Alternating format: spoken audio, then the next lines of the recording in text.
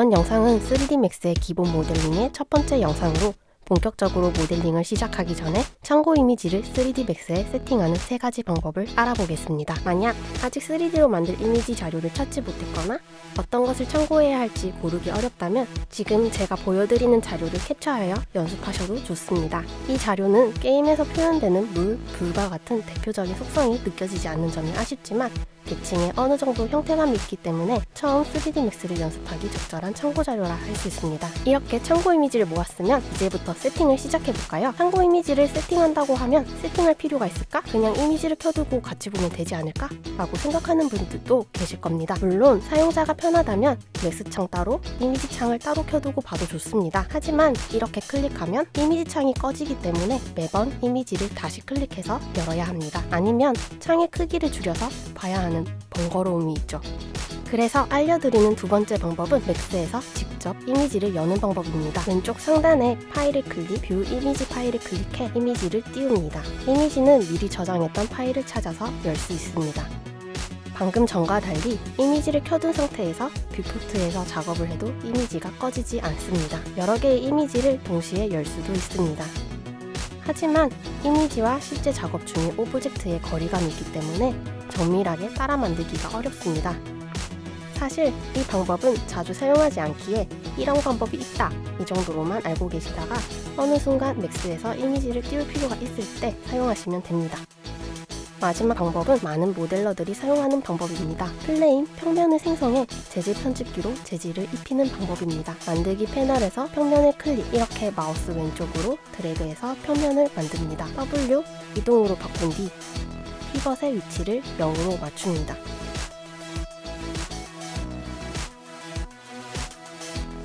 뷰포트를 크게 보기 위해 Alt W, 평면을 클릭한 다음 수정 패널 정보에서 세그먼트를 줄입니다. 이 평면에 이미지를 재질로 입혀 이미지를 보이게 할 것인데요. 뷰포트 세팅이 디폴트 쉐이딩이 되어야 재질이 보이겠죠? 뷰포트 레이블 메뉴에서 직접 클릭하여 변경 혹은 키보드 위에 F3을 클릭해 변경합니다. 오른쪽 상단에 매트리얼 에디터 재질 편집기를 클릭합니다. 이때 만약 보고 있는 재질 편집기의 창이 컴팩트 형식이 아닌 슬레이트로 나왔다면 왼쪽 상단의 모드에서 변경할 수 있습니다. 작은 대화 상자 형식의 컴팩트 혹은 노드 형식의 슬레이트로 재질 편집을 할 수 있으며 사용하기 편한 모드를 선택하여 사용하세요. 지금은 컴팩트 모드의 재질 편집기를 사용할 것입니다. 비어있는 샘플 슬롯에서 디퓨즈 오른쪽에 있는 네모칸을 클릭, 비트맵을 선택, OK를 클릭합니다. 여기서 참고할 이미지를 선택해 클릭하면 됩니다. 이때 수정 패널 정보 값에 입력할 이미지의 크기를 잘 기억해주세요. 저는 캡처를 해두겠습니다. 이 숫자는 이미지의 비율을 유지하기 위해 알아두세요. 오픈을 클릭. 이제 재질 편집기의 재질을 오브젝트에 입혀야겠죠? 오브젝트를 선택한 상태에서 동그란 재질을 네모 오브젝트에 입히는 이미지, 토글을 클릭합니다. 그럼 재질이 회색으로 입혀집니다. 검은색 네모, 초록색 동그라미 이미지가 있는 토글, 재질을 뷰포트에 표시하는 토글을 클릭해 뷰포트에 재질을 보이게 설정합니다. 자, 이렇게 플레인에 이미지를 띄우면 아직 원본 이미지와 비율이 정확하지 않아 이미지가 이상하게 보여집니다. 이때 방금 봤던 이미지 크기를 수정 패널 정보에 입력해 비율을 맞춰주세요. 값을 입력해볼까요? 가로와 세로의 순서를 잘 모르겠으면 두 가지 다 적어보고 이미지가 잘 나오는 비율로 보면 됩니다.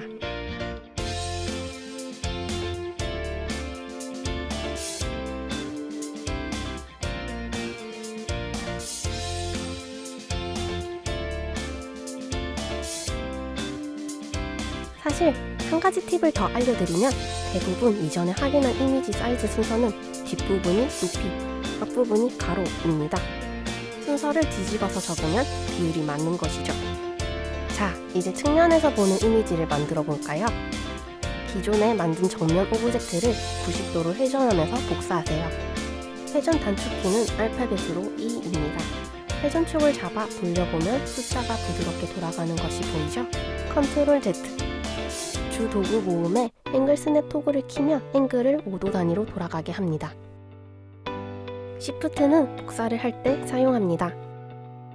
앵글 스냅 토글을 키고 Shift를 누른 상태에서 회전합니다. 90도인 상태에서 마우스를 떼면 어떻게 복사할지 확인 창이 나오고 OK를 클릭하면 복사된 오브젝트가 생성됩니다.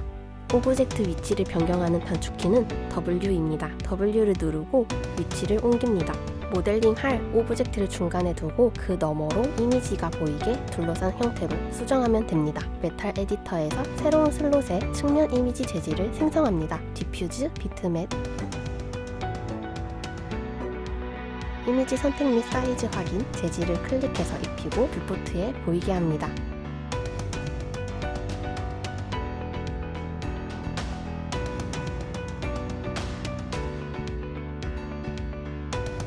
단축키 G로 그리드를 끌 수 있습니다. 이런 식으로 참고 이미지를 세팅하면 되는데요. 세팅할 때 이 중심 공간에서 모델링을 한다 생각하면 정면 이미지는 뒤쪽에, 왼쪽 이미지는 오른쪽에, 위쪽의 이미지는 아래에 위치하게 됩니다.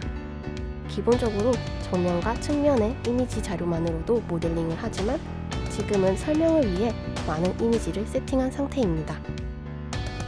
이때 주의할 사항, 모든 면에는 앞면과 뒷면이 있으며 기본적으로 맥스에서 뒷면은 검은색으로 보입니다. 자, 이렇게 세팅한 참고 이미지의 뒷면이 검은색이면 모델링 할 때 거슬리겠죠? 뒷면에도 앞면과 같은 재질을 입히려면 재질 편집기에서 양면을 체크합니다. 그러면 뒷면이 더 이상 검은색이 아니고 앞면과 똑같은 재질로 표현됩니다.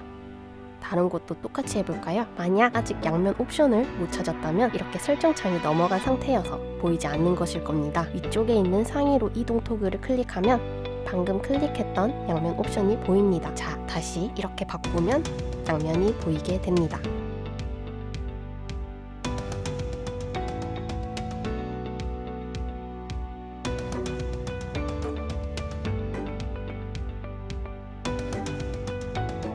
혹은 뒷면을 투명하게 만들 수 있습니다. 오브젝트를 선택, 마우스 우클릭, 오브젝트 특성을 클릭, 설정에서 백페이스 컬을 활성화합니다. 그러면 이렇게 뒷면이 투명하게 보입니다. 여러 개를 동시에 설정할 수도 있는데요. 똑같이 오브젝트 특성에서 백페이스 컬을 동시에 활성화합니다. 자, 뒷면이 투명하게 보이게 세팅됐죠? 이제 모든 세팅을 마쳐서 더 이상 참고 이미지를 수정할 필요가 없을 때 뷰포트에서는 보이지만 클릭이 안 되는 게 좋겠죠? 이렇게 참고 이미지가 움직이게 되면 세팅한 것이 무의미해질 수 있습니다. 선택한 오브젝트만 프리즈, 고정하는 방법을 알아볼까요? 고정을 설정해 보겠습니다. 방금처럼 오브젝트를 선택, 마우스 우클릭, 오브젝트 특성, 기본적으로 체크되어 있는 Show Frozen in Gray를 해제합니다. 그냥 프리즈하면 회색이 되기 때문에 이렇게 설정을 해제하는 것입니다. 그 다음 다시 오브젝트를 마우스 우클릭, Frozen 셀렉션을 클릭, 오브젝트를 얼리는 것입니다. 오브젝트를 클릭하려고 해도 클릭이 안 됩니다. 만약 프로즌을 풀고 싶다면 마우스 우클릭, 프로즌 셀렉션 위에 언프로즌 얼로 한 번에 해제합니다. 참고 이미지 세팅하는 것이 생각보다 많이 어려웠을 텐데요. 손에 익다 보면 사용자에 따라 편한 방법으로 변형하여 사용하게 될 것입니다. 추가로 참고 자료를 찾기 어려운 분들을 위해 에어리어라는 오토데스크의 공식 3D 커뮤니티 홈페이지를 추천드립니다. 에어리어에서 많은 3D 맥스의 튜토리얼 자료를 찾아볼 수 있으며 갤러리에서 아티스트의 작품도 참고할 수 있습니다. 여기서 원본 출처로 들어가 더 많은 자료도 찾을 수 있으니 확인해보세요. 참고 이미지를 3D 맥스에 세팅하는 방법이 도움이 되었다면 추천과 구독 부탁드리며 지금까지 소프트웨어 맛집 비주얼 데이터였습니다.